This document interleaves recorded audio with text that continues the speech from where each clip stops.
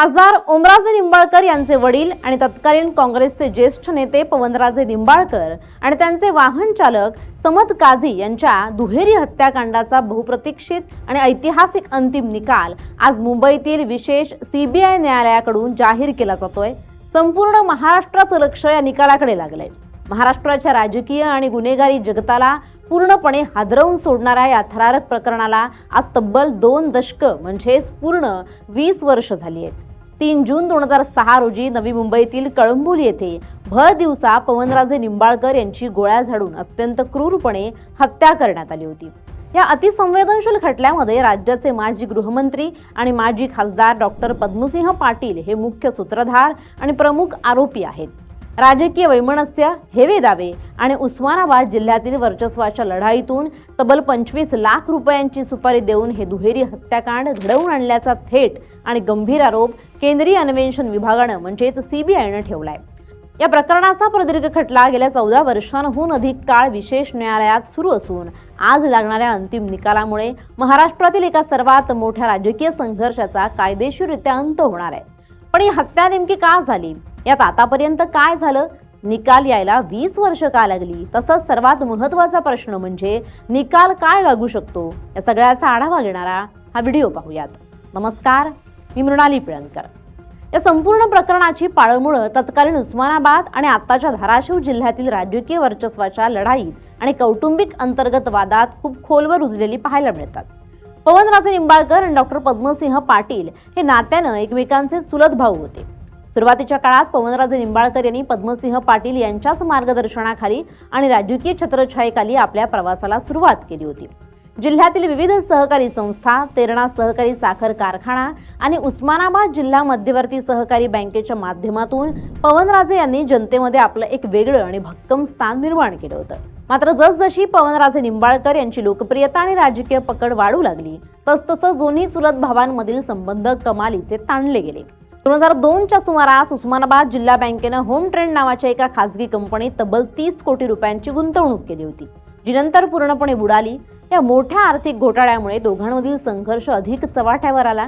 त्यानंतर 2003 मध्ये ज्येष्ठ समाजसेवक अण्णा हजारे यांनी तेरणा कारखान्यातील आर्थिक गैरव्यवहाराचा मुद्दा लावून धरला, ज्यासाठी शासनानं न्यायमूर्ती PB सावंत यांच्या अध्यक्षतेखाली चौकशी आयोग नेमला। पवनराजे निंबाळकर यांनी आयोगासमोर पद्मसिंह पाटील यांच्या विरोधात महत्त्वपूर्ण पुरावे सादर केले, ज्यामुळे पाटील यांना मंत्रिमंडळातून बाहेर पडावं लागलं। या घटनेमुळे पाटील यांच्या मनात निंबाळकर यांच्याबद्दल तीव्र आक्रोश निर्माण झाला होता।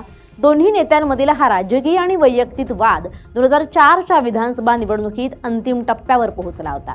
उस्मानाबाद विधानसभा मतदारसंघात पवनराजे निंबाळकर यांनी पद्मसिंह पाटील यांच्या विरोधात थेट अपक्ष म्हणून निवडणूक लढवण्याचा निर्णय घेतला। या अत्यंत चुरशीच्या आणि ऐतिहासिक ठरलेल्या निवडणुकीत पद्मसिंह पाटील अवघ्या 484 मतांच्या अत्यंत निसटत्या फरकानं कसेबसे विजयी झाले। या निवडणुकीनं पाटील यांच्या राजकीय वर्चस्वाला फार मोठा धक्का दिला आणि निंबाळकर यांचं नेतृत्व अधिक प्रभावीपणे समोर आलं। आपल्या राजकीय अस्तित्वाला निर्माण झालेला हा मोठा धोका आणि सातत्यानं होणारा विरोध पूर्णपणे संपुष्टात आणण्याच्या उद्देशानंच पवनराजे निंबाळकर यांना वाटेतून कायमचं बाजूला करण्याचा अंतिम कट रचण्यात आला, असा निष्कर्ष सीबीआयनं आपल्या तपासात काढला।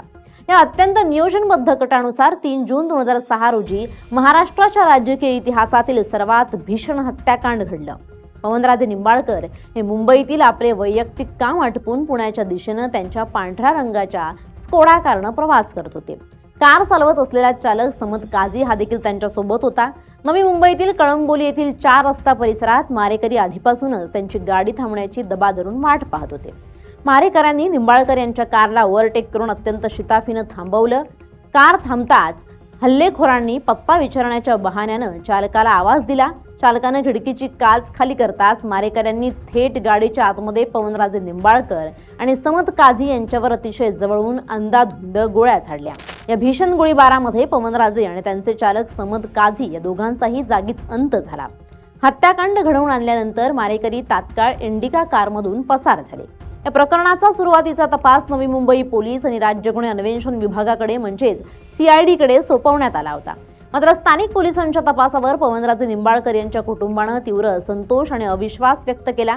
राजकीय दबावामुळे पोलीस मुख्य सूत्रधाराला पाठीशी घालत असल्याचा थेट आरोप निंबाळकर यांच्या पत्नी आनंदी देवी आणि सुपुत्र ओम प्रकाश राजे निंबाळकर यांनी केला।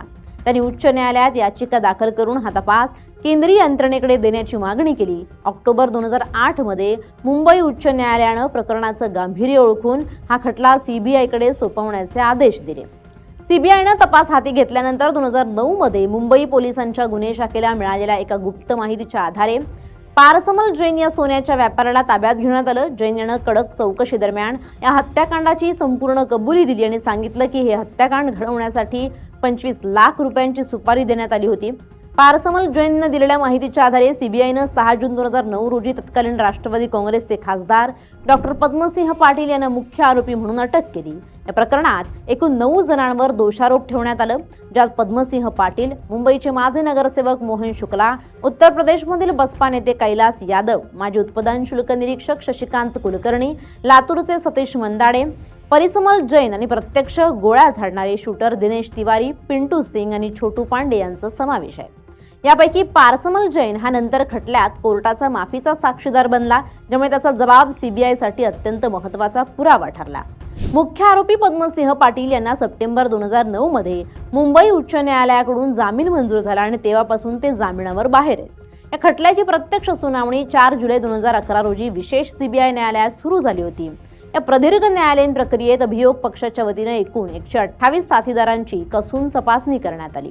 यामध्ये ज्येष्ठ समाजसेवक अण्णा हजारे यांनी साक्ष देखील अत्यंत महत्त्वाची ठरली, कारण त्यांनीही पाटील यांच्याकडून आपल्या जीवाला धोका असल्याचा दावा केला होता। खटल्याच्या अंतिम टप्प्यात निंबाळकर कुटुंबाच्या वतीनं न्यायालयात असा युक्तिवाद करण्यात आला की आरोपींनी अत्यंत क्रूरपणे आणि पूर्वनियोजित कट रचून हे दुहेरी हत्याकांड घडवले, त्यामुळे सर्व दोषींना मृत्यूदंडाची शिक्षा देण्यात यावी। तर दुसरीकडे डॉक्टर पद्मसिंह पाटील यांच्या वतीनं तब्बल 1250 पानांचं लेखी म्हणणं मांडून सर्व आरोप फेटाळण्यात आले। सध्या पद्मसिंह पाटील यांचं वय 86 वर्ष असून ते गंभीर आजारांचा सामना करतायत। या ऐतिहासिक खटल्याचा अंतिम निकाल 16 जून रोजी जाहीर होणं अपेक्षित होतं, परंतु निकालपत्र पूर्ण न झाल्यामुळे आणि तांत्रिक कामांमुळे विशेष न्यायाधीश SR नावंदर यांनी निकालाची तारीख आज म्हणजेच 20 जून रोजी निश्चित केली आहे। 16 जून रोजी झालेल्या सुनावणी दरम्यान मुख्य आरोपी पद्मसिंह पाटील हे प्रकृती अस्वस्थामुळे थेट रुग्णवाहिकेतून आणि व्हीलचेअरवरून न्यायालयात हजर झाले होते। आजच्या निकालासाठी मुंबई सत्र न्यायालयात पवनराजे निंबाळकर यांचे सुपुत्र आणि धाराशिवचे विद्यमान खासदार ओमराजे निंबाळकर, त्यांच्या मातोश्री आनंदीदेवी तसेच मृत चालक समद काझी याचं संपूर्ण कुटुंब उपस्थित राहणार आहे। खासदार ओमराजे निंबाळकर यांनी न्याय व्यवस्थेवर पूर्ण विश्वास व्यक्त केलाय। 20 वर्षाच्या प्रदीर्घ संघर्षानंतर आज त्यांच्या वडिलांना आणि निष्पाप चालकाला खरा न्याय मिळेल अशी अपेक्षा व्यक्त केली आहे। या निकालाच्या पार्श्वभूमीवर कोणताही अनुचित प्रकार घडू नये म्हणून पोलिसांनी धाराशिवमधील ओमराजे यांच्या निवासस्थानाबाहेर चोख आणि कडक पोलीस बंदोबस्त तैनात केलाय। न्यायालय आज या प्रकरणातील आरोपींना दोषी ठरवून कठोर शिक्षा सुनावतं की त्यांची निर्दोष मुक्तता करतं, याकडे संपूर्ण देशाचे डोळे लागले आहेत। याच निकालाचा संबंध ओमराजेंच्या बंडखोरीशी जोडला जातोय, त्यामुळे हा निकाल अत्यंत महत्त्वाचा ठरणार आहे। Bureau report, LS Marathi.